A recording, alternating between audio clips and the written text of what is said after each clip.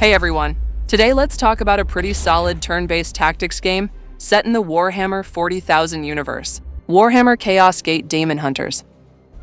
Here you'll take command of the strike cruiser Baleful Edict and squads of Grey Knights standing against the demonic forces of Nurgle.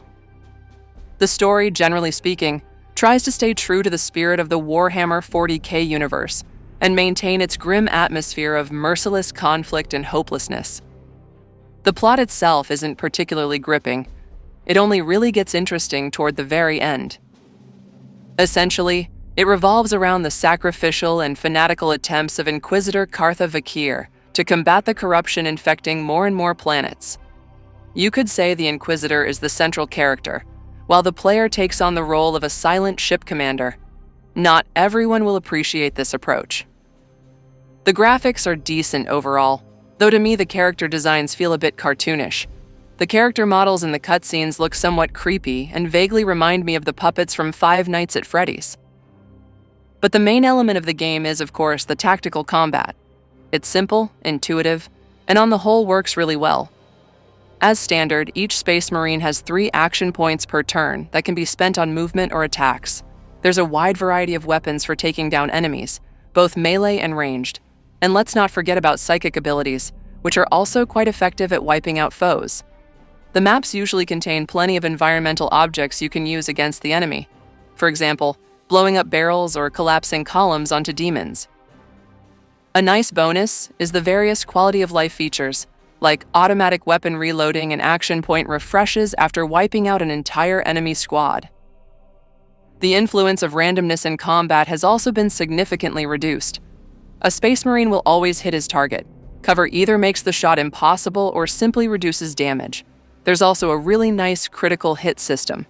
When a character crits in melee, he can damage a specific body part of the enemy, which has various effects. This works particularly well against bosses and adds an extra layer of interest. That said, critical hits and strikes are still determined by random rolls, as are the proc chances on certain abilities, like the chance to gain extra action points, recover spent willpower points, and so on. A rather divisive mechanic is the warp surge meter, which builds up after every turn or use of a Space Marine's psychic abilities. When the warp surge meter hits 100, some kind of negative event triggers. Enemies might get a buff, reinforcements might arrive, or the player might get hit with a debuff. The event is determined randomly, and sometimes it has no real impact, while other times it can seriously hurt you. This kind of randomness won't sit well with everyone. The combat is further enhanced by the variety of Space Marine classes. There are 8 of them. With DLC, you also get the Tech Marine and Dreadnought classes, plus 4 Assassin classes. Plenty to play around with. The Grey Knight classes have both similar abilities in different configurations and some unique ones. Building out some of these classes will really make you think, which is definitely a plus. There are some balance issues, though. Certain classes, like the Interceptor and the Kalidas Assassin, dominate, while others lag behind. Because of this, your tactics often end up built around the dominant characters. A typical example is bringing an Interceptor along with a Justicar who just funnels action points into him through a special ability. All characters level up to rank 9 and earn 2 skill points per level. 9 levels isn't terrible, but to me it's just not enough. I'd like to see more levels and more skill points. The game does have a mechanic for gaining bonus skill points through communing with the fallen, but this kind of progression requires sacrificing other already leveled characters, which feels pretty bad as a player. Characters can also be equipped with armor, ranged and melee weapons, and additional gear like grenades or buff items. Equipment comes in 3 tiers, has different bonuses, and can be upgraded. The game also features a base management element. The player has to upgrade the Baleful Edict, which unlocks additional bonuses and capabilities, like increased XP gain, faster recovery for wounded Marines, and so on. You can also research various technologies and unlock stratagems to use in battle. All of this requires constantly gathering the necessary resources. Between missions, you'll need to navigate your ship across the global map. And while randomness in combat is minimal, on the global map it's the complete opposite. Chance absolutely dominates here. Over and over, completely random events trigger that can either make the game easier or, in a single moment, practically wreck your entire playthrough. Planets get randomly chosen for infection, as do the severity of that infection and the rewards for missions in the form of weapons, gear, and resources.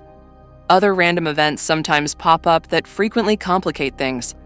If you're unlucky, way too many problems can pile up on you at once, or mission rewards just keep failing to include the resources you need to develop your ship. So sometimes you end up save loading even when you didn't plan to, especially on higher difficulties. In the second half of the game, the global map portion becomes overloaded and unpredictable to the point where it often spoils the overall experience. The constant countdowns, random negative events, and the relentless pressure to clear yet another planet of infection in time gets really exhausting. Your head just starts spinning. So, taking all of this into account, even though the game isn't particularly difficult, it has a pretty steep barrier to entry. The game is uneven in how it introduces its mechanics, and sometimes does a poor job of explaining how things actually work. There are also a lot of non-obvious things that can seriously hurt your experience. A typical example is the placement of prognosticars, which provide bonuses and reduce infection on planets. There's a fixed number of them, and once you've placed them, you can't move them.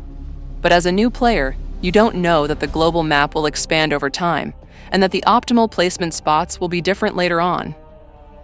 There are other annoyances too. Not all cutscenes can be skipped, which gets really frustrating over time. In a game where a single playthrough can take over 50 hours, there are only 5 save slots. The game also has noticeable difficulty spikes. Some mission types are significantly harder than others.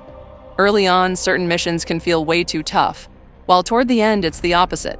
All of this could turn a lot of players away.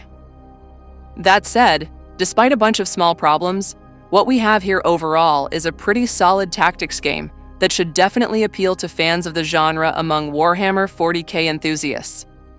It starts off rough, but then it opens up and becomes genuinely enjoyable, though not everyone may stick around long enough to reach that point. If you can push through the awkward early hours and make peace with the global map's chaotic nature, there's a rewarding tactical experience waiting underneath. It's not a perfect game, and it's not for everyone, but for the right player, it offers dozens of hours of satisfying squad combat in one of the most iconic grimdark settings ever created. Just go in knowing what you're signing up for. That's all from me. Don't forget to subscribe. Thank you for watching. Play good games, stay healthy, and may peaceful skies always be above your head.